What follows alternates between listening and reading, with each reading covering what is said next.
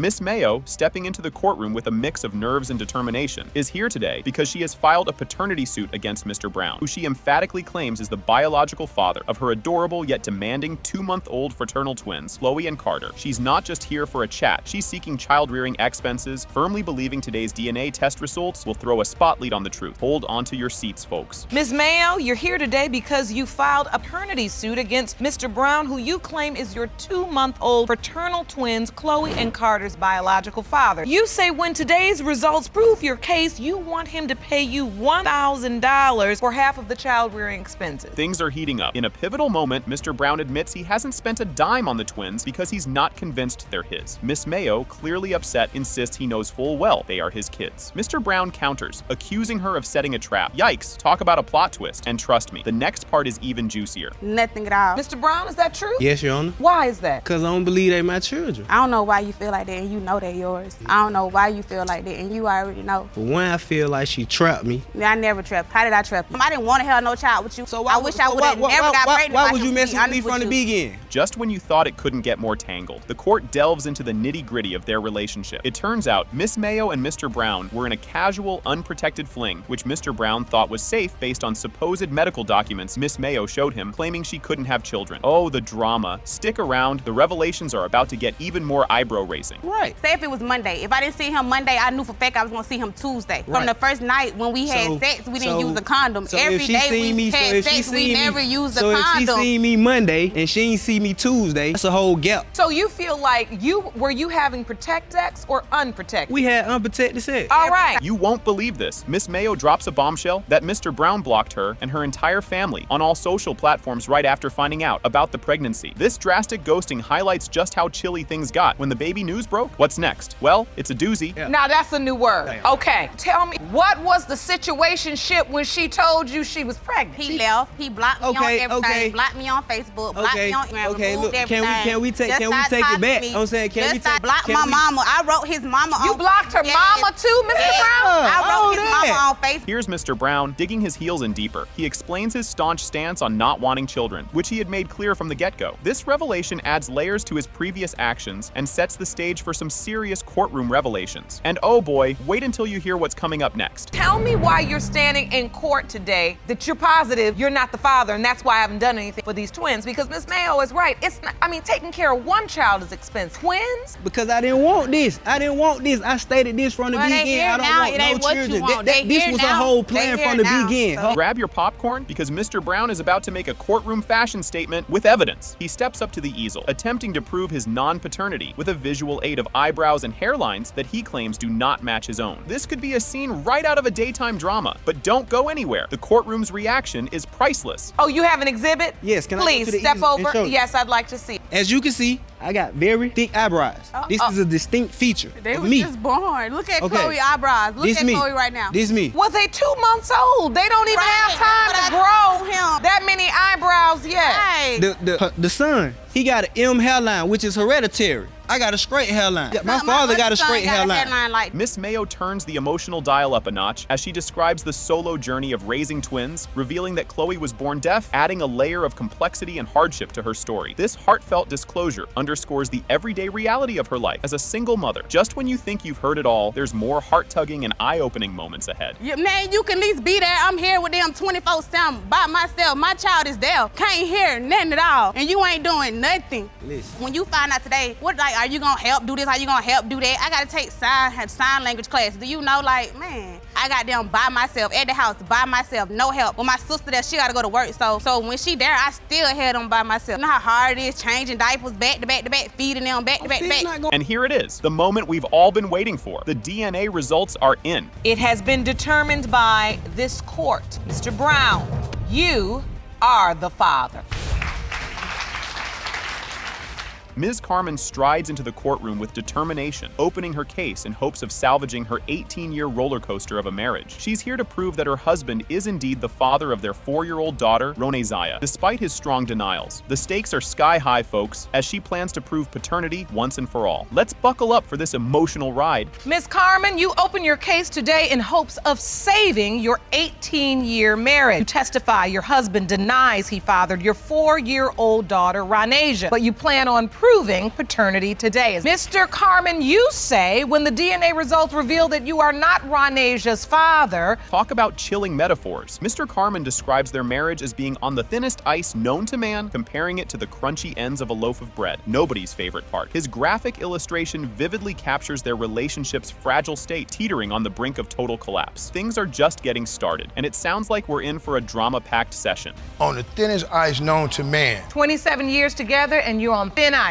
How can I put it? It's like, the ends of the bread getting hard. The ends around the bread getting crunchy. Ain't no need for it to be crunchy. It's drying up. Ain't no need you know for what it I'm to be saying? crunchy. It's really that pretty face right there. Hold on to your hats. During their time apart, Mr. Carmen admits to converting a rented apartment into a boom-boom room, essentially a bachelor pad, party central with other women. This bombshell revelation confirms the swirling rumors and allegations of his escapades, throwing a wrench into the already complex dynamics of their marriage. What's next? You guessed it, more fireworks. And so a boom-boom room is what, a party house? It's a party house. With women? With women. Jerome, you been to a boom-boom room? That's why they call me Jerome Boom Boom. I learn new things every day in this courtroom. So, Mr. Carmen, you got yourself a boom-boom room during the separation? That's correct.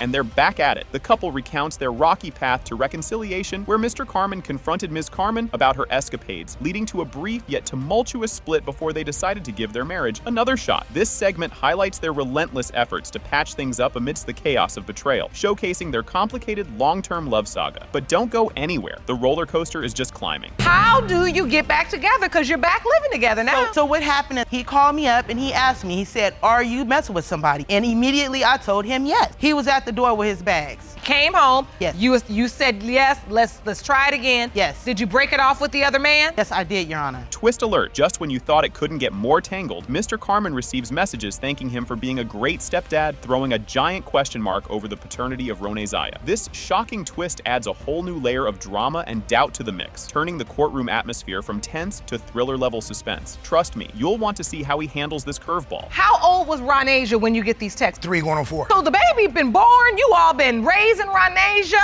and you back together, your families together. That is and correct. then between 3 and 4 years old, you get these text messages on your phone. Yep. Thanks for being a stepdad. No, that was the highlight of the text. Oh, the that, highlight. That was the highlight of the thanks for what? Make sure it stay up there. Step aside so Lakeisha and my cousin can be together. Didn't see that coming. In a moment of heated exchange, Ms. Carmen admits to spitefully using the potential of another man being Ronasiah's father during an argument, which adds fuel to the fire of mistrust and emotional upheaval in their marriage. Her confession reveals the toxic tactics in their communication and raises the emotional stakes even higher. The climax is near, and it's shaping up to be explosive. Throwing stuff in my face, kept throwing the dude in my face, talking about, I'm gonna go do this, I'm gonna do that, and he gonna send me some money and all this type of stuff. Wait a minute. Yeah. He's gonna send me some money. Yeah, he gonna send me $500. Who's saying this, your wife? Yeah. So wait a minute, you actually said Ronasia is not your child and that the other man's gonna send you some money. I did it out of anger, Your Honor. I didn't mean it. And I know it came back to bite me, but I didn't mean it. You don't play chess with children. Grab your tissues. In a heart-stopping reveal, the DNA test results are disclosed. It has been determined by this court. Mr. Carmen, you are the father. Oh, Jesus.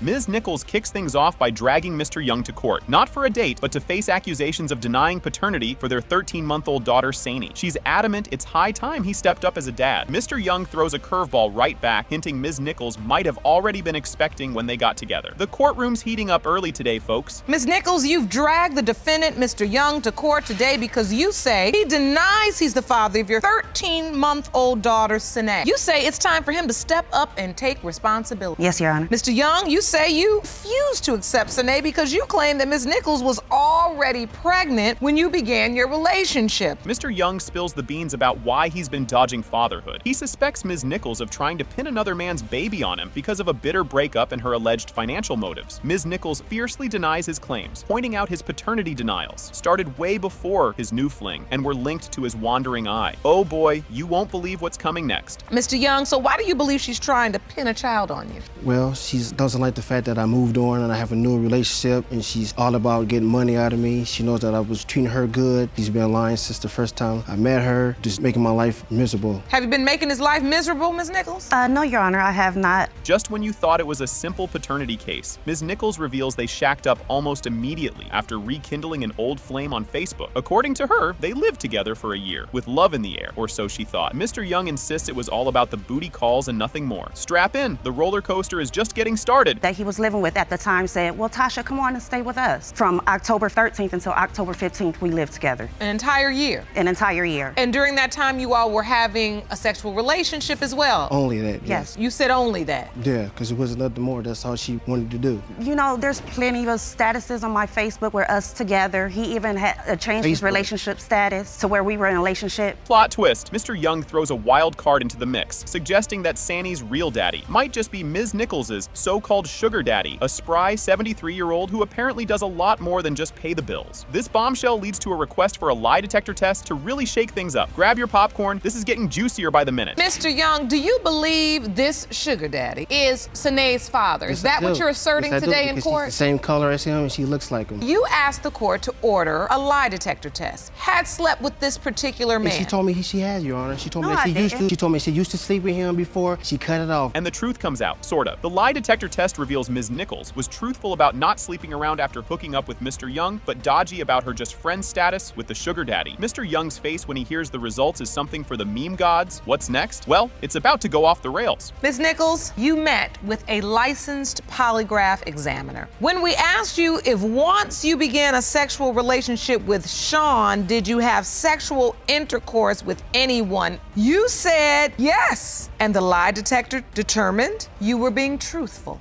You seem surprised by that. No, I don't. I'm saying wow because I already knew that. I knew that she was messing around because I told you people have been telling me that. As if we're in a soap opera, the accusations and revelations fly faster than a daytime Emmy. A scandalous text message surfaces, suggesting Mr. Young wanted to put a ring on it if Ms. Nichols could just stop nagging him. He denies ever sending such sweet nothings her way. Oh, the drama. Don't touch that dial. It's about to explode with more courtroom chaos. This text message said, I would love to marry you if you could respect me and stop talking to me the way you do. If you did that, you would and could never lose me. The date is 6/13, 13th at 2:28 p.m. This is a text from you. This woman right here has been known to change stuff around. I did not see that right there. I could have said that months ago or wherever. The date is right there. So I don't believe nothing she said. And here comes the big reveal. DNA tests are in. And guess what? It has been determined by this court. Mr. Young, you are her father.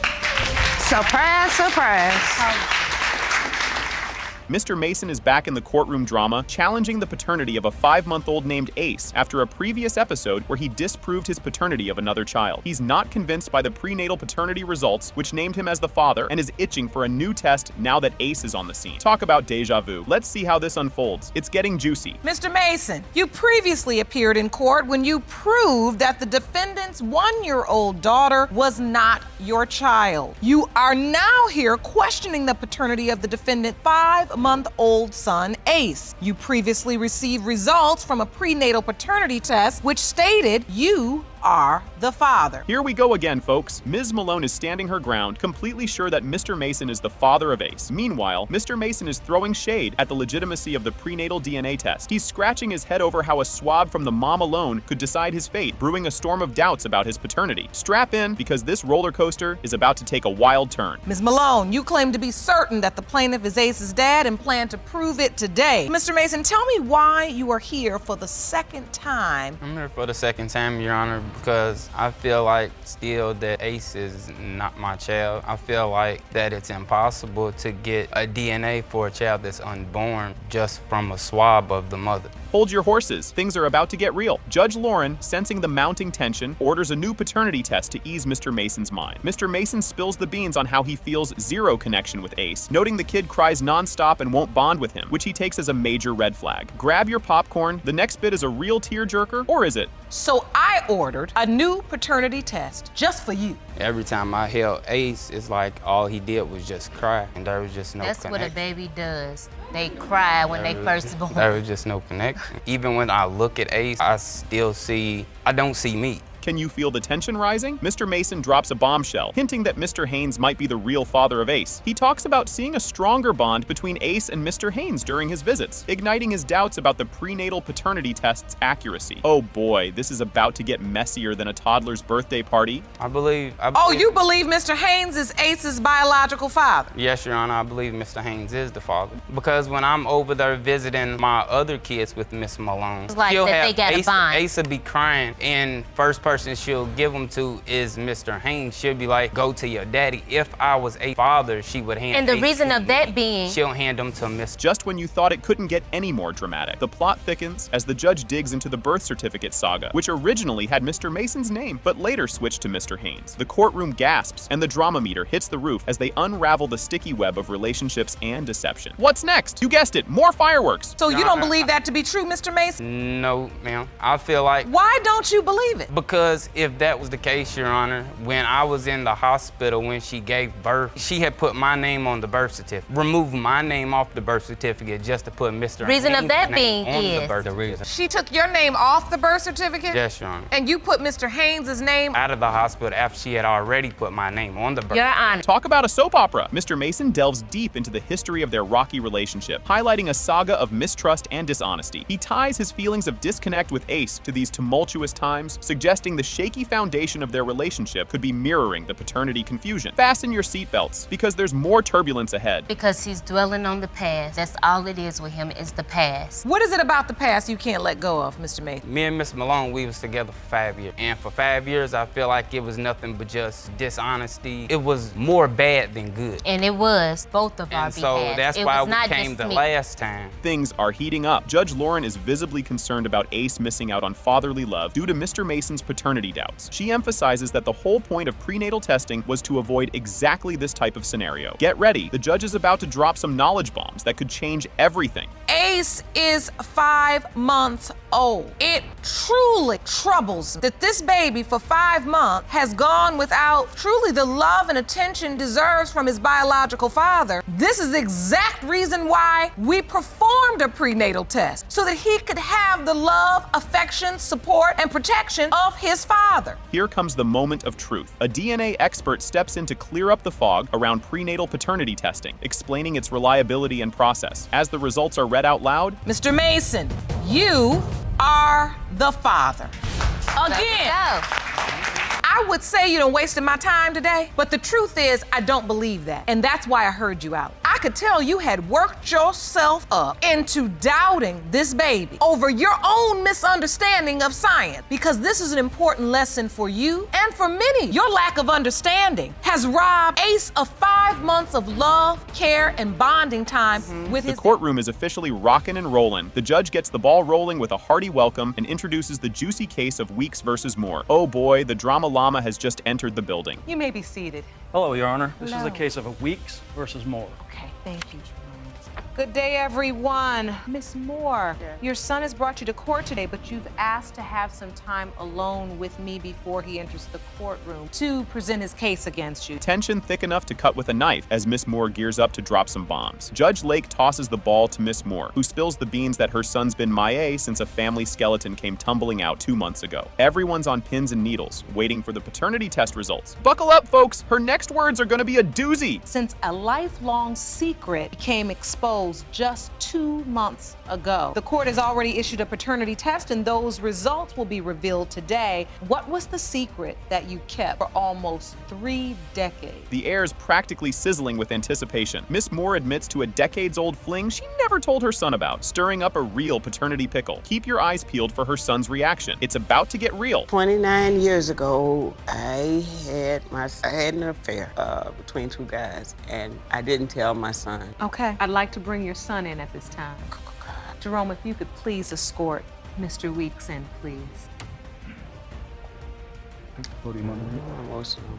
Each word hangs heavy in the air. Mr. Weeks dishes out his doubts about who his daddy might be, thanks to neighborhood gossip and his mom's shifty answers. The stage is set for a showdown, and things are about to heat up. How you became suspicious the man that raised you may not be your Well, biological father. It started around like I was 9 years old. I heard from outside family members that Maurice might not be my father, or I might not be his son. I asked, but I always get the same results. for a long time, I got the same result. Your Honor, he never asked me. Emotions are hitting the ceiling in this powder keg of a dialogue. Miss Moore and Mr. Weeks hash out the nitty-gritty of the age-old secret, with Mom confessing she had her suspicions all along. Grab your tissues. This next bit is a tearjerker. I did. Just like that. But naturally, I got upset about it. Now, Ms. Moore, what would you like to add? Okay, when I approached Earl to find out what was going on with Earl, again, Earl didn't say. Earl didn't say anything to me about this here until a couple of months ago. Hold up, Earl, I'm still your mom. I let you talk.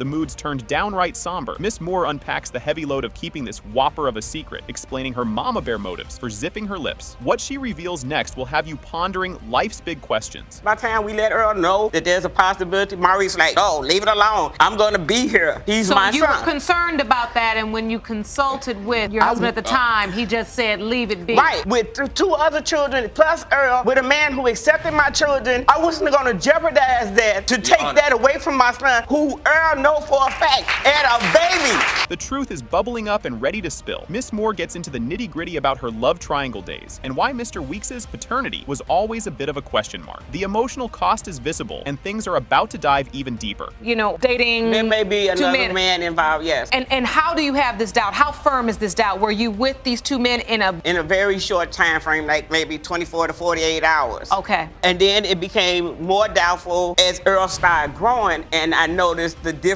So you could hear a pin drop in the courtroom. Miss Moore shares the hierarchy of guarding this bombshell, especially fearing her own mom's rejection. Watch out, the reactions are about to get even more intense. Only thing I didn't want to happen was my mother to find out. Whether my mother knew in her gut or not, it was not the way I was raised. And I couldn't chance losing another child that my mother wouldn't love. If she thought I was a floozy loose in the street, these are my children, and I would have loved Earl no matter what, and I would have did anything I could to protect him. The stakes are sky high now. The court delves into how this bombshell has shaken Mr. Weeks, straining his ties with kin and his soon-to-be missus, showing just how far the shockwaves have spread. Brace yourselves. A pivotal moment is up next. Why would I have to wait this long? Could you have Mr. Weeks some Kleenex? Why would I have to wait this long? Who would have came, whoever would have came to me about it, whether it's her or Marie, why would y'all come to me? The reason why it's coming out now is that I can't live this life no more. It was happened to me. My mom was caught between two men. Okay. So this cycle, this same exact thing happened to you. Yes, and I want to stop it. This clash is a jaw-dropper. A fiery exchange erupts between Miss Moore and her son's fiancé over who should have spilled the beans and when. The tension is thick, and a resolution is on the horizon. I am 57 years old, and back then I did what I thought I had to do to raise my kids, put a roof over their head, put shoes on their feet, and food in their stomach. And this man, Maurice, did that. But I can understand. My son did, and I can be understanding to Cynthia. You know what? I'm so glad you all are here. I can't even tell you. This court is about moving forward. The truth hits like a ton of bricks. The paternity test confirms that. As it relates to Mr. Earl Weeks, the man who has raised you for the past 29 years is not your biological father.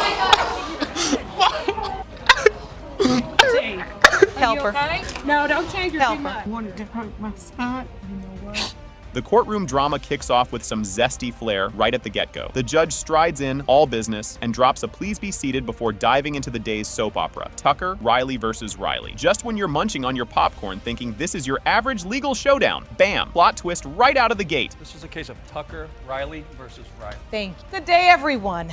Ms. Tucker, you and your son, Mr. Riley, are here today to determine the paternity of his alleged 4-month-old baby. We're setting up for a family feud that's juicier than a Thanksgiving turkey. Ms. Tucker steps up and throws down the gauntlet. This isn't just any court day, folks. She claims Mr. Riley's 4-month-old bundle of joy might not actually be his, thanks to Mrs. Riley's extracurricular love life. The air crackles with tension, and you can cut the suspense with a knife or maybe a gavel. Wife, Mrs. Riley, admitted to having sex with 2 different men in addition to your son during the time the child was conceived. You argue that your son's wife lies and cheats, and Yes, you are ma'am. here hoping to put an end to their marriage. Yes, ma'am. You admit to having a one-night stand with one father as well as a month-long affair with another man. Just when you think it can't get more electrified in there, Mrs. Riley grabs the mic and drops some truth bombs. She confesses to juggling not one, but two side romances during baby-making season, including a fleeting fling and a torrid month-long affair. Grab your popcorn, folks. The stakes are as high as a courtroom ceiling.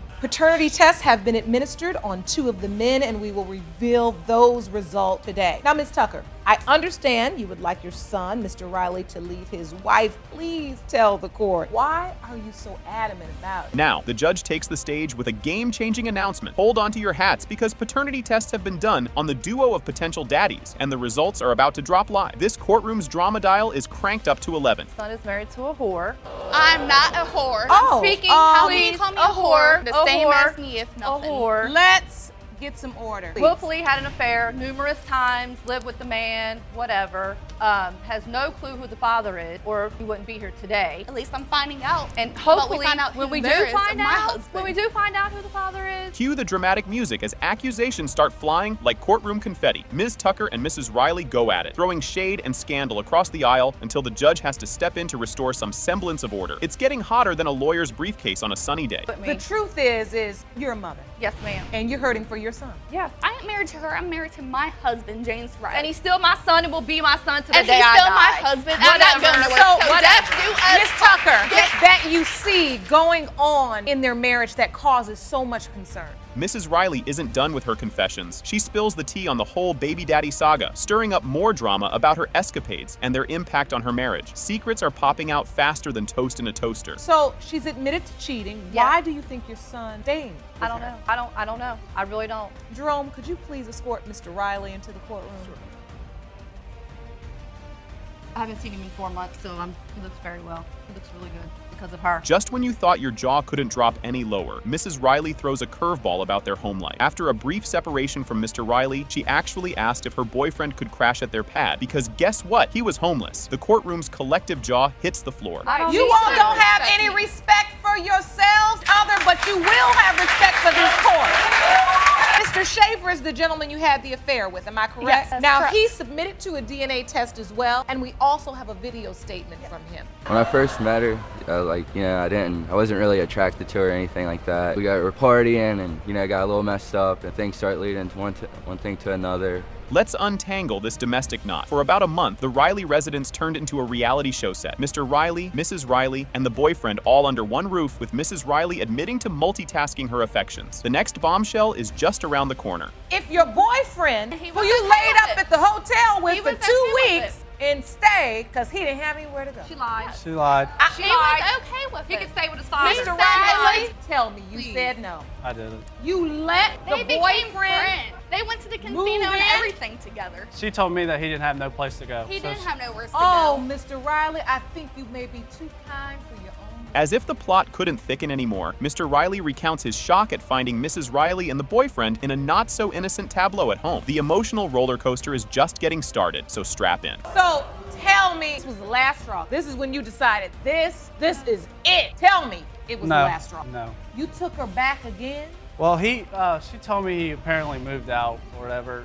The day I come home from work, she says, I got news for you. And I walk in and he's there, We had she's that there, plan. and she's like, I'm pregnant. In a stunning display of magnanimity, Mr. Riley reveals he let the boyfriend stay out of sheer sympathy. Talk about being a nice guy. Hold tight, because the paternity roller coaster is about to take a wild turn. She ain't in a relationship, he does.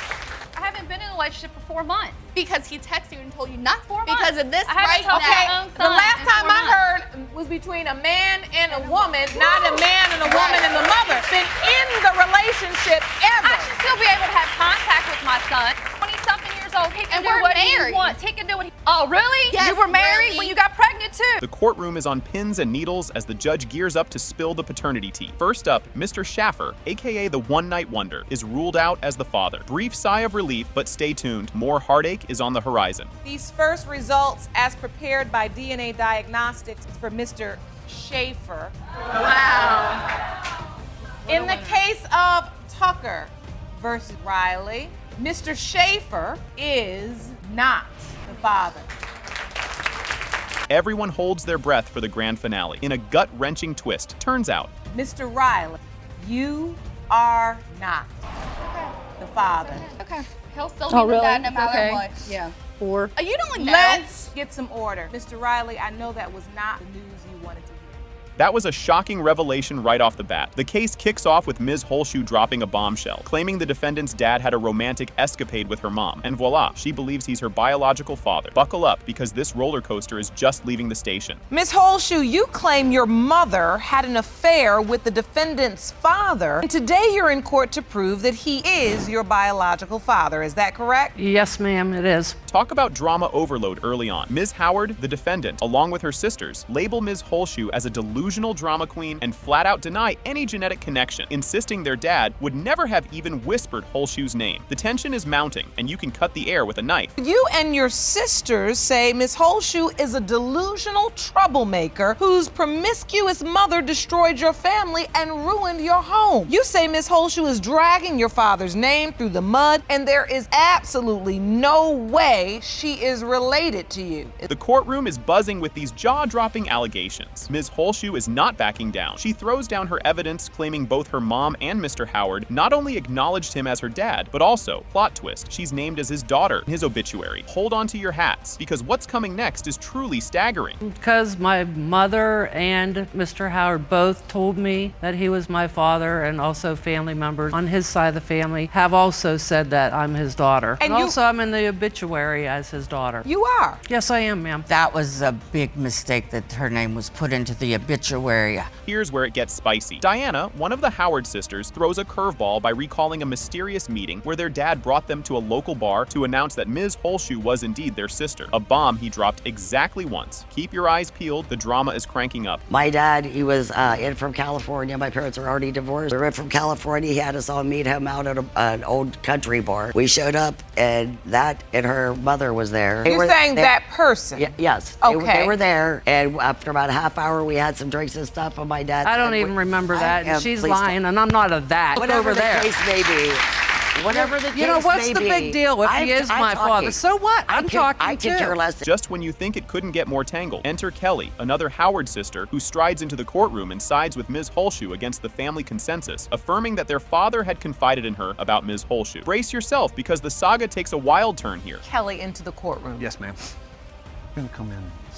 Hello, Ms. Howard. Thank you so much for joining us today. Ms. Holshoe contends that she shares a father with you, and your sisters say, oh no, she doesn't. What is your opinion? I believe that she is. You do? Tell Yes, the I court do. why. Because my father told me that she was. She just needs a family, Your Honor, because her whole family, Yes, she's please. shut out. The courtroom turns into a battleground with this fiery showdown. Ms. Holshoe reminisces about crashing a family reunion, sparking a fiery clash with the Howard sisters, who outright deny her invitation or even her presence there. Things are heating up, and what happens next will blow your mind. Mr. Howard invited me to a Howard family reunion. Lies. That is a total lie. How does she know where the reunion is if she wasn't invited or someone didn't tell her? And I wasn't in every single family reunion. And I have been she to- has never been. Is it held at that location? I'm sure that she has this information because she's gotten it from my other sister. Wait a minute, Ms. Holshoe, did you actually go to the family reunion? Yes, Your Honor. This is the climax everyone's been waiting for. The DNA test results are unveiled. It has been determined by this court that the probability of half siblingship is 98.1%.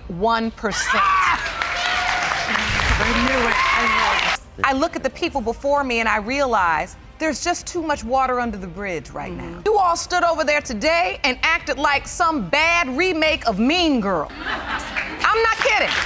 Mean, just vicious. The court session begins as the case of Hardy versus Lynn is called to order. The judge and participants throw out some easy hellos, setting the stage for what's about to go down. You won't believe the roller coaster we're about to ride. Mr. Hardy, you are here to prove what you have always known, that you fathered the defendant's 26-year-old daughter, Taylor. You say your belief was proven to be true after Taylor learned another man was not her biological dad. Mr. Hardy reveals reveals he got a mysterious message that threw him for a loop, thinking Miss Lynn finally acknowledged his fatherly status. Plot twist, he was all set for a celebratory dance until the reality kicked in that she might not have actually said what he thought she said. So much for getting his world's best dad mug out of storage. The second time she told me she was pregnant, I doubted it because she had already said she was pregnant before. So you were told she was pregnant before? Yes, but she wasn't pregnant that time. Well, I had my doubts the second time she told me she was pregnant. Seen for myself that she was pregnant. Since you've always known this was your child, were you accompanying her? Was your family involved in the pregnancy? Not No. at all. No, ma'am. Her parents did everything they could to keep us apart. In a dramatic twist, Ms. Lynn calls Mr. Hardy a damn liar, and the audience gasps like they're watching their favorite soap opera. She claims she never spilled the beans about daddy duties, which throws a wrench into Hardy's story. It's like a game of he said, she said, but with more legal bills. And you're a damn lie.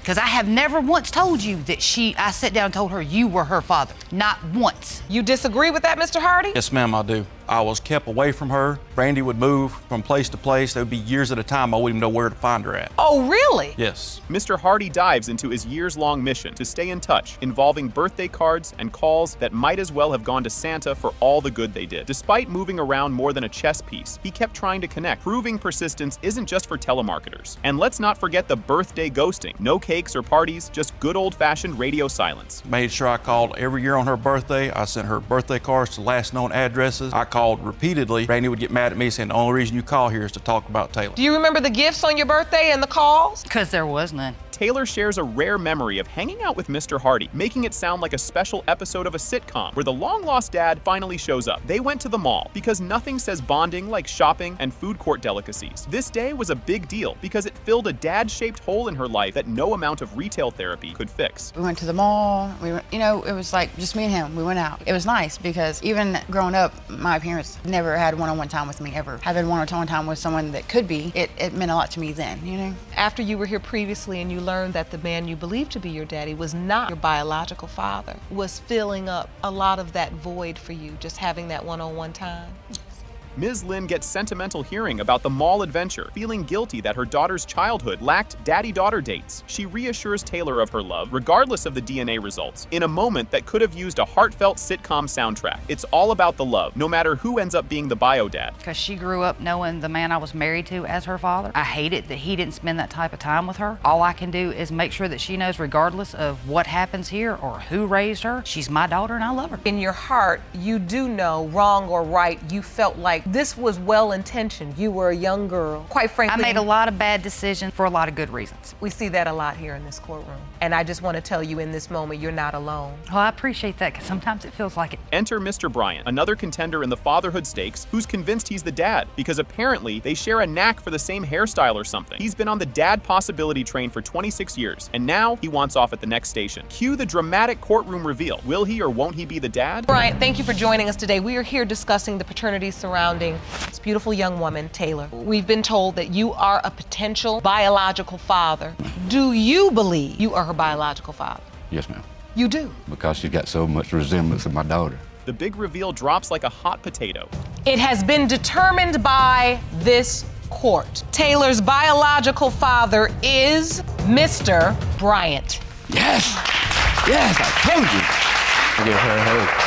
You can't make this stuff up. The case of Jones versus Hernandez Trevino rolls out like a red carpet of drama. Miss Jones and Miss Hernandez are both pointing fingers at Mr. Trevino, claiming he's the VIP guest in the fatherhood saga of their children. This juicy opener lays down the drama we're about to dive into, setting up a clash of titans that feels more like a daytime TV special than real life. And just when you're grabbing your popcorn, thinking you figured it out, the plot thickens like condition because you work. How many kids do you have? Look, listen, we're here about one thing. Exactly. We're here about sharing. Crank up the drama dial, Mr. Trevino, not to be outdone in the suspicion stakes. Hints that Miss Hernandez might have been playing musical chairs with her affections. The shadow of doubt he casts, coupled with the debate over the child's appearance, cranks up the drama to soap opera levels. You'll need to sit down for this next part. It's a doozy. Yeah. Mic drop moment coming right up. The DNA results are in, and guess what? 2-year-old Cheryl Trevino Jones. Mr. Trevino, you are her father.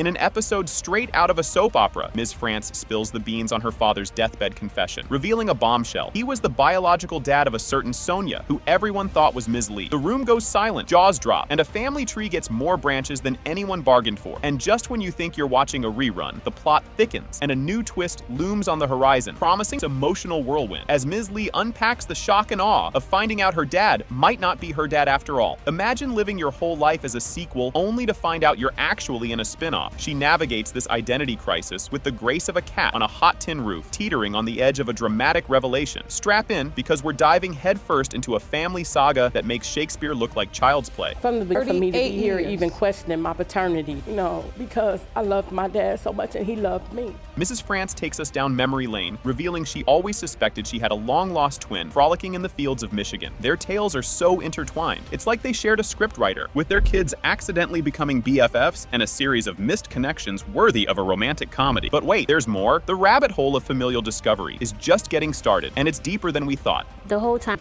The plot thickens as Ms. Davis embarks on a mission impossible to find her sister Sonia, following their father's last wish. The quest unravels a twist nobody saw coming. Sonia, long believed to be a ghost, is very much alive. This revelation sets off a domino effect, unearthing secrets buried under years of family lore. Grab your popcorn, because what comes next is a roller coaster of emotions, revelations, and the kind of family drama that could— Getting on Facebook again after he passed away led us to put her in the obituary as deceased, and she was not deceased. As we peel away the layers of this intricate family onion, Ms. Lee confronts the whirlwind of emotions tied to the revelations about her paternity. She navigates the maze of what-ifs, mourning the lost time, with siblings she never knew she had, all while dealing with the existential crisis of a lifetime. The stage is set for an emotional showdown, with a surprise guest appearance that promises to bring tears, laughter, and maybe a group hug. Because you're not going to believe this circus. The roller coaster case of Jones versus Hernandez Trevino kicks off. The courtroom drama unfolds, with Miss Jones and Miss Hernandez both adamant that Mr. Trevino is the star of their parental dramas. Each lady is on a mission to slap a paternity label on Trevino to secure their kids a daddy on record. Brace yourselves. The drama llama is just getting warmed up. Hello. Is this real life, or is this just fantasy? Judge Lake dives into the soap opera, spotlighting Mr. Trevino's predicament, caught between two fiery women staking their claims. The air crackles with anticipation as the judge decides to throw Mr. Trevino into the mix pronto, lighting the fuse for what promises to be an epic showdown. Popcorn's ready? This is about to get juicier than a reality TV finale. Hold on to your hats for this hairpin turn. Now it's Miss Hernandez's time to shine, throwing another curveball into the paternity plot. She lays out the messy web of tensions and personal drama, entangling Mr. Trevino's potential daddy duties. Miss Hernandez swears she's not trying to stir the pot in Mr. Trevino's daddy-daughter dance with Miss Jones's kiddo, but oh, the drama begs to differ. Dive deeper, and the rabbit hole goes wild. Had him, Really? let him That's go. a lot. So then why can't you have him be alone with his daughter? Just when you thought it was safe to go back in the courtroom, we pivot to the daddy debate over Miss Hernandez's mini-me. Mr. Trevino is swimming in a sea of doubts, fueled by his side-eye at Miss Hernandez's antics and the kids' looks that just don't add up. This chapter peels back layers of personal uncertainty and the quest for daddyhood truth. But wait, there's more drama on the horizon that'll knock your socks off. The roller coaster ride of Kid versus Rawlings kicks off with Mr. Kid jumping into the fray, claiming Ms. Rawlings pulled the wool over his eyes by making him think he was the MVP in the fatherhood league for her son, Nathaniel. But plot twist, she allegedly backpedals when a supposedly upgrade dude enters the scene. This bombshell accusation throws us headfirst into the drama and sets up a saga filled with emotional twists, turns, and jaw-dropping moments. And trust me, just when you think you've seen every trick in the book, the next act flips the script. Mr. Kidd, you say Ms. Rawlings is a manipulative user who convinced you that you were the father of her son, Nathaniel, then changed her mind when someone better came along. You and your mother say Ms. Rawlings' mind games have wreaked emotional havoc on your family, and you are 100% positive you are her son's father. Strap in for this whirlwind. Mr. Kidd, wearing his heart on his sleeve, dives deep into his tale of paternity pride turned paternity puzzle. He reminisces about the days when Ms. Rawlings had him convinced he was Nathaniel's numero uno daddy-o, complete with love letters and shared dreams, all while he was out conquering the world. This heartfelt narrative, against the backdrop of Ms. Rawlings' later just kidding stance, paints a Shakespearean landscape of love, betrayal, and diaper duties. But hold on to your popcorn, because because this emotional roller coaster has more loops. Why are you so convinced you are Nathaniel's father? Well, Your Honor, when this first started off, she came to me and told me that he was mine.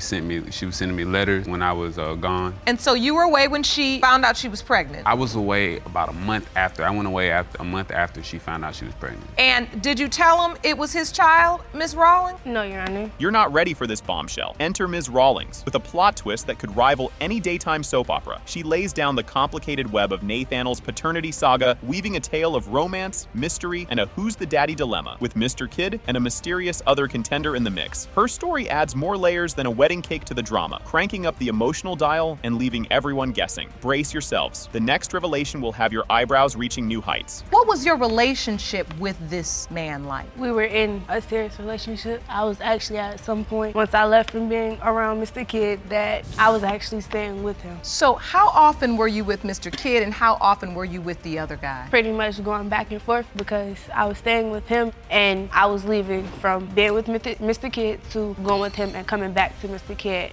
The drama intensifies with a side of sweetness. In a scene straight out of a feel-good movie, Mince Jenkins, Mr. Kid's mom, shares a tearjerker of a story about her first enchanting encounter with Nathaniel at a park. She describes it as if the clouds parted and the sun shone just for them, marking it as a top-tier moment in her life. This touching interlude reminds us of the power of love and connection beyond DNA, serving as a warm hug in the midst of the chaos. But don't get too cozy. The next curveball will have you picking your jaw up off the floor. We were at a park. He was in a car or a stroller, and I said hey to her. I said, but you know what I'm here for, and I went straight to the baby. Picked him up, had said, hey Sugarfoot, and he smiled, and we played, and honestly, the best day of my life. I'm holding my grandson. I know it's mine, and I have pictures. I'd like to see those. Of both my babies. And when you look at these pictures, what do you see? My son. Your son on the left, and that's Nathaniel on the right.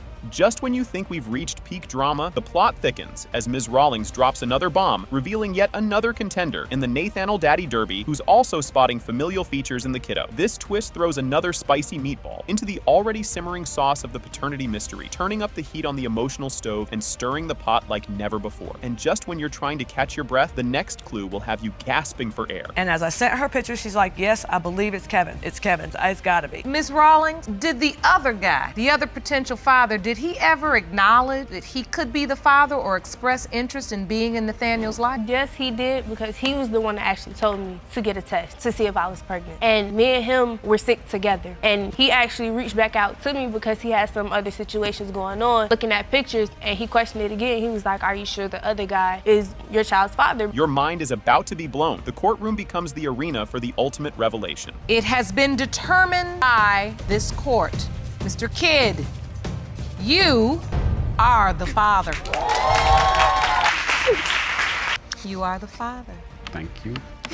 In the latest twist of Who's Your Daddy, Mr. Brooks has dragged Miss Gooley into the hallowed halls of paternity court, aiming to drop the mic with a DNA truth bomb that he's the pops of her 18-year-old son, Mr. McDonald. Miss Gooley, on the other hand, while admitting to playing the field, is hell-bent on proving Mr. Brooks couldn't possibly be the father. The plot thickens as both sides are desperate for some Maury-level revelations, especially since they've all been awkwardly reunited with Mr. McDonald after a lengthy custody battle lost when he was just a tiny tot. You won't believe what's coming up next. Mr. Brooks, you've summoned your ex-girlfriend, Ms. Gooley, to paternity court to prove that you are the father of her 18-year-old son, Mr. McDonald. Ms. Gooley, you admit you cheated on Mr. Brooks all those years ago and are here today to prove to Mr. Brooks that he is not father of your son. Both of you are desperate for these answers because you've recently been reunited with Mr. McDonald, whom you lost custody of at the tender age of 1. Amidst the drama, Mr. Brooks takes us on a sentimental journey back to the delivery room, where he swears the bond was sealed the moment he stopped Mr. McDonald's waterworks with a mere whisper. It's like he had the baby whisperer cheat code, convinced from that first shh that he was undoubtedly the dad. The tension escalates in the following moments. I watched him pull my baby out. I watched him cry. They couldn't get him quiet. Told the doctors and the nurse, give me my baby. E-man, this daddy. And he shot up. And that ran, I knew he was my son, day one. You were in a relationship with her at the time? Yes, ma'am. Dive deeper and you'll find a decade of lovish and drama with Miss Gooley and Mr. Brooks, featuring a commitment level that wouldn't even qualify for a Facebook status. Miss Gooley, owning up to her Casanova tendencies, doesn't let that deter her mission to cross Mr. Brooks off the potential daddy list. Meanwhile, Mr. Brooks, perhaps a little too invested in the storyline of a daytime soap opera, spent the pregnancy under the impression that he was the leading man in this baby-mocking saga, and just when you think you've seen it all, the next revelation will truly astonish punish you. How long was that relationship? 10 years. Was it a committed relationship? No, Your Honor. Did you consider yourselves boyfriend and girlfriend? I mean, yeah, we were boyfriend and girlfriend, but I mean, I wasn't faithful. During the pregnancy, did you ever tell Mr. Brooks that he may not be No, the biological father? No, Your Honor, I didn't. Allowed him to believe that he was Mr. McDonald's biological father the entire pregnancy? Yes, Your Honor, I did. The narrative shifts to the unforgettable day Mr. McDonald was escorted away by DFCS, a scene more dramatic than a season finale cliffhanger. Mr. Brooks vividly describes the traumatic event, passionately refuting Miss Gooley's spicy accusation that he was the mastermind behind calling DFCS. Amidst a whirlwind of finger-pointing and raised voices, both parties energetically dispute the bewildering circumstances leading to their son's removal. It's like watching a tennis match, but with more emotional baggage and fewer short shorts. You won't believe what's coming next. So at some point, you say he was taken away from you. Remember that day just good, January the 23rd, because she called me, get the kids out the house. I said, for what? I said, they finna go to my cousin anyway. They told me they come to get the kids. You're not getting my kids. They came and got the kids in the first place because Mr. Brooks is the one that called defects on me. That's my family. He Why am I break my own family up wanted to take my for? kids away from me. Miss Gooley, in a twist worthy of a daytime drama, throws a curveball suggesting Mr. Brooks might not be equipped for fatherhood in the most literal sense. She questions the biological feasibility of him being the father, given their long, unprotected relationship that has been barren of offspring. Mr. Brooks, however, remains unshaken, holding on to his belief with the tenacity of a soap opera led determined to prove his paternity, come what may. The next revelation is just around the corner. Ms. Gooley, when did you decide tell him? Because you had said, admittedly, I let him believe this was his biological child. A year ago. It was a year ago? Oh, it was not. Yeah, it was. As soon as that baby came out my stomach, I looked at Fred, and the first thing out my mouth was, is he yours? You a lie. In the hospital? Before they even cut the cord. You said that because what, you wanted him to look baby and see if he thought it looked like him? Yes, Your Honor. Enter stage left Mr. McDonald, now 18, and presumably with his own theme music takes the stand. He delivers a monologue about his unwavering belief in Mr. Brooks being his father, a moment so ripe with emotion you could practically hear violin strings in the background. He then shares the soap opera twist of hearing from another man claiming to be his biological father, turning the courtroom into a stage for a dramatic reveal that leaves everyone gasping for the next episode. The story takes an even wilder turn next. Stay tuned. I'd like to hear from Mr. McDonald. Jerome, will you please escort him into the courtroom? We go right up to the witness stand, sit next to the judge. Thank you for joining us today, Mr. McDonald. I want to ask you a few questions. Mr. Brooks states that he believes he's your biological father. Yes, ma'am. Do you believe Mr. Brooks is your father? Yes, ma'am. We're finally reunited with your mother. It was kind of nervous at the beginning, but as we sat down and talked during the visit, In a courtroom packed with anticipation, the clock ticks to 1:45 p.m. All eyes are glued to the judge, who, with a dramatic pause, reveals the long-awaited DNA test results. Brooks, you are his father. All right! The saga of Kavanaugh versus Bowles and McElliott kicks off, throwing us into a daytime TV-worthy paternity pickle with Miss Kavanaugh, Mr. Bowles, and Mr. McElliott at its juicy center. Miss Kavanaugh strides into court aiming to untangle the paternal pretzel of her 3-week-old son, Malcolm, amidst a love triangle that would make a soap opera scriptwriter blush. Hold on, because the drama escalates from here. Miss Kavanaugh, you and your mother are appearing in court today to prove paternity of your 3-week-old son, Malcolm. Now, you claim his biological father is Mr. Bowles, even though you admit to being intimate with another man, Mr. McElliott, during the window of conception. Yes, The plot thickens when Mr. Bowles, in a moment of CSI-level investigation, uncovers an open condom wrapper in Miss Kavanaugh's loo, sparking a spicy debate about trust, betrayal, and the birds and the bees that would make even a relationship counselor sweat. This wrapper revelation weaves in a whole new layer of Maury to the mystery of Malcolm's daddy drama. But just when you think you've seen it all, there's more. Like, probably 3 weeks later, maybe 2 weeks later, I found like an open condom wrapper in her bathroom. Well, she had already said that just because like, I was the only person she was having sex with, and so then I found just the wrapper. because I had sex with him on the first night doesn't mean I have sex with everybody on the first night. I actually cared for him and had feelings for him. And then the condom that he's talking about, it was my friends that I worked with. Her and her boyfriend spent the night,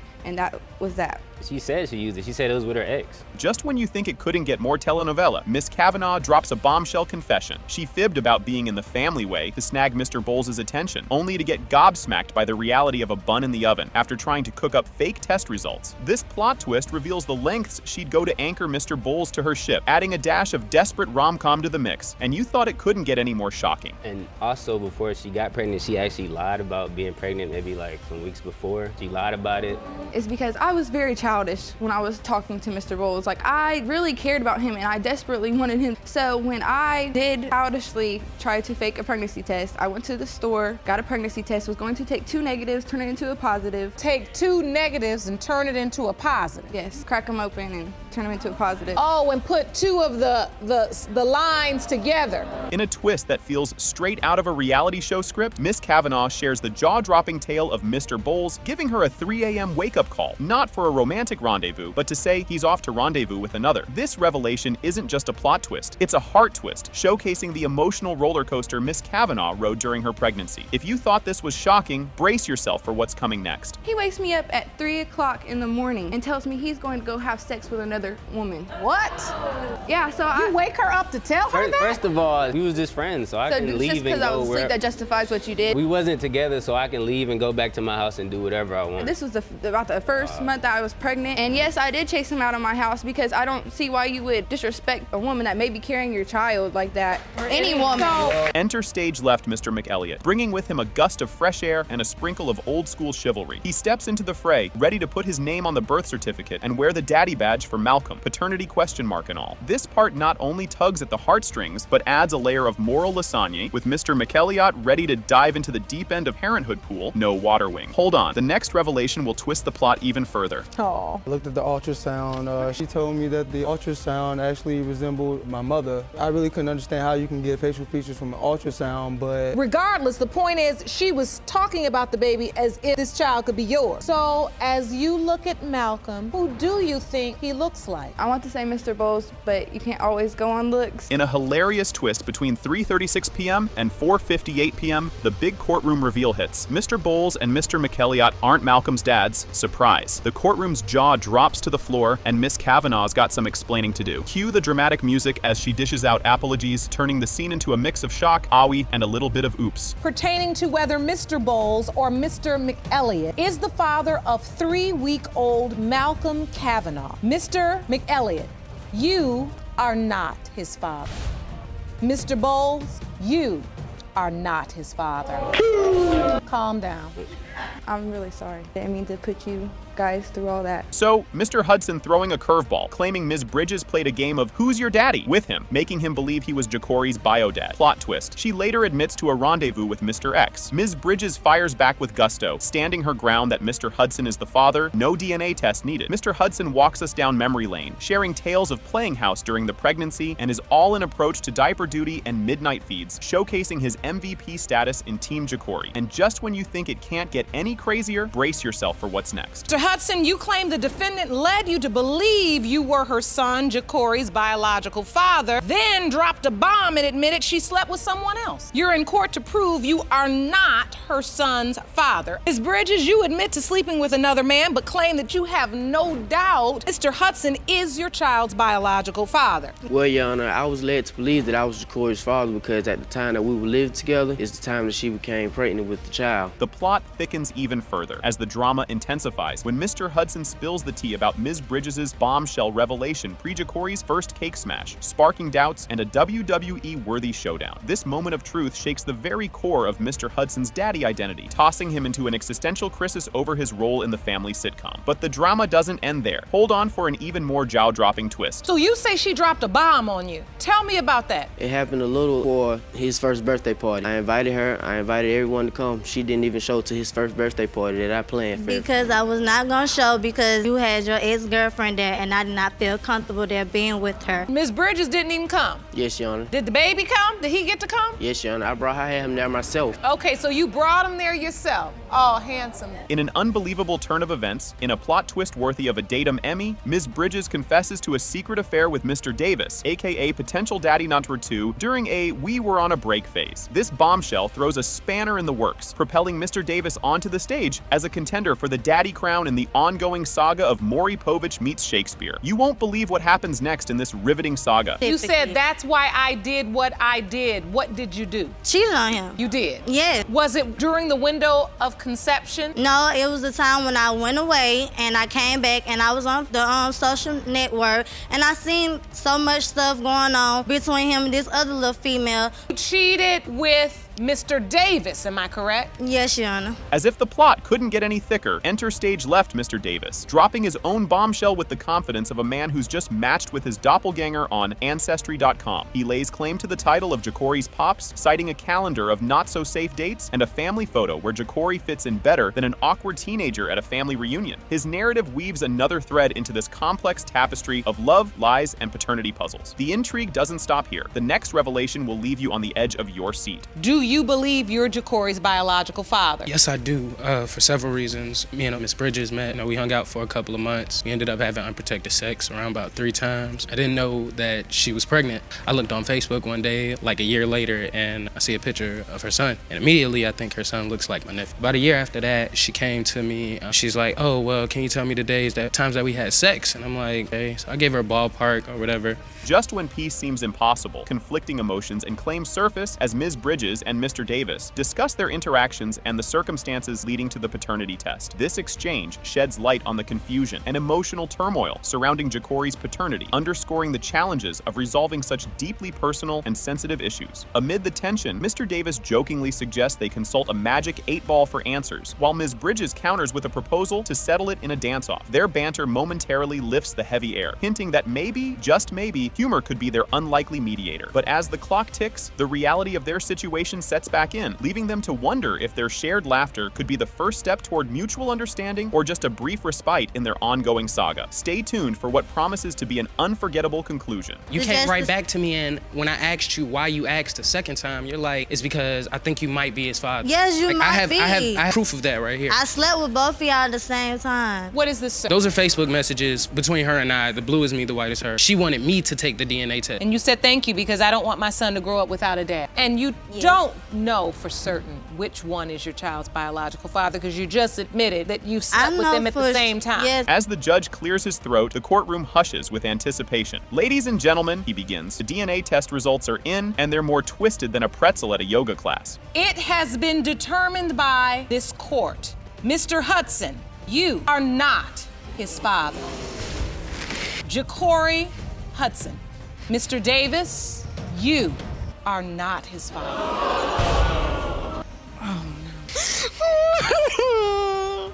Can you believe what's about to happen? At the very start of the episode, Judge Lake introduces the case of Chapman versus Hayes, setting the stage for the emotional and complex paternity dispute that is about to unfold. In what promises to be a roller coaster of emotions, tissues, and probably a few laughable moments, we're all buckled up and ready to dive into the drama. Just when you thought it couldn't get any more intense, hold on. Hello, Your Honor. Hello. This is a case of Chapman versus Hayes. Thank you, Jerome. Good day, everyone. Miss Chapman, you and the defendant have an older child together, but you've brought him to court to prove your 2-year-old son, Maurice Hayes Jr., is his. This next revelation is astonishing. Ms. Chapman alleges that Mr. Hayes was initially excited about their pregnancy, even going as far as naming the baby. However, she claims his attitude changed, leading to denial of the child, influenced by his new relationship. It seems like Mr. Hayes' excitement dropped faster than my Wi-Fi signal during a storm, leaving everyone questioning his next move. The drama escalates in the next scene. You won't believe what's coming. You claim he was excited during your pregnancy, named your baby, but now denies him because he has a new girlfriend. Yes. Now, Mr. Hayes, you say you've always doubted paternity of Maurice Jr. Yes. And you're just trying to do the right thing by signing the birth certificate. You now say he's not yours and you want the plaintiff to change his name when the paternity test proves he's not your junior. The plot thickens dramatically here. Mr. Hayes expresses his long-standing doubts about being the biological father of Maurice Jr., despite having signed the birth certificate. He attributes his actions to trying to do the right thing, but now desires a paternity test and name change for the child if proven not his. It's like he's trying to return a sweater he wore for a year because it suddenly doesn't fit his style anymore. You'll be on the edge of your seat with what happens next. He's not doing nothing for Maurice Jr. He barely does for Mariah. Like, for instance, on Christmas, he brought Mariah 5 presents. Didn't bring Maurice Jr. nothing. For Christmas? Yes. Nothing? Nothing.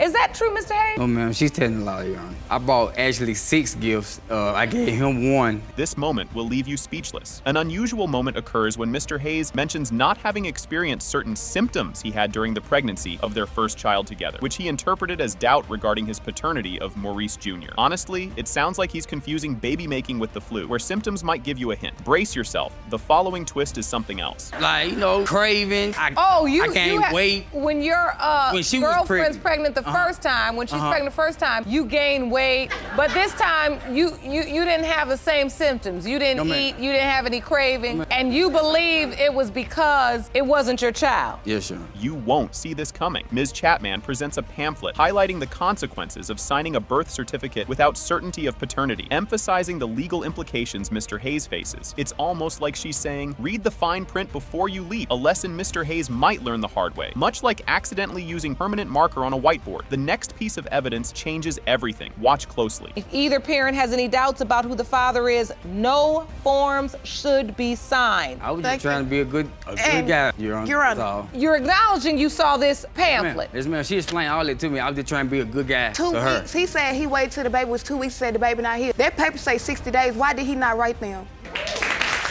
The intrigue deepens with this discovery. Further doubts are introduced when Mr. Hayes mentions seeing another man leaving Ms. Chapman's residence, adding to his suspicions about the child's paternity. This new twist turns the drama up to 11 as Mr. Hayes squints his eyes, claiming his detective skills are second only to Sherlock Holmes. If Sherlock spent more time in domestic disputes than solving mysteries. As the plot unfolds, the next revelation will shock you even more. I seen another guy coming out the house. So when I walked into the door, I explained to her, I asked her, I said, who is that guy? She say, that's my daddy friend. Your dad don't hang around young dude. So she say, they just work together. It ain't nothing. But the whole time, it was the same guy that's constantly calling my phone and telling me, hey, your baby mama this and that, your baby mama this and that. And a heated argument arises over the material support, shoes and clothes provided for the children, which Judge Lake dismisses as irrelevant compared to the need for a stable and loving father figure. Meanwhile, in a plot twist no one saw coming, the shoes in question turn out to be limited edition sneakers, causing a brief yet passionate sidebar debate on their resale value. The room buzzed with anticipation for the next revelation. Let's get this clear. What shoe? Pumas, you mean we buy her Jordans? Yeah, Pumas Jordan, and Jordan. Air Force White Air One. Force, White Air Force One, baby. I never saw no white Air Force One or black Air Force One, and the one that I bought it by my pocket. All right, it's nothing that on my last nerve more than people talking about what designer shoe a baby has, and they don't even have a daddy. Ms. Chapman sets a condition that Mr. Hayes cannot see their older child unless he also takes Maurice Jr., leading to a discussion on fairness and responsibility. In a moment of pure sitcom potential, Mr. Hayes wonders aloud if he could possibly handle 2 kids at once, envisioning a future filled with double the dad jokes and twice the chaos. And if you're intrigued by that, just wait until you hear what happens next. So, Ms. Chapman, you've created a condition. He cannot see Mariah, the older child, unless he also take Maurice Jr. Yes, because he will come and give Mariah things, take her, but leave him with broken promise. It don't matter why he promising you, I'm gonna come back and get him, I'm gonna come back and get you, Dad. In a twist worthy of a daytime TV drama, the big envelope is finally opened. Drum roll, please. And the paternity test results are in. It has been determined by this court. Mr. Hayes, you are not the father. That's fine. He can have his name back. Yeah, I took y'all through all that, but did I not tell you I was with somebody else? Did I not say that? Not with nobody else, but. Before we start getting silly to save face, the point is, it's not his child. Okay.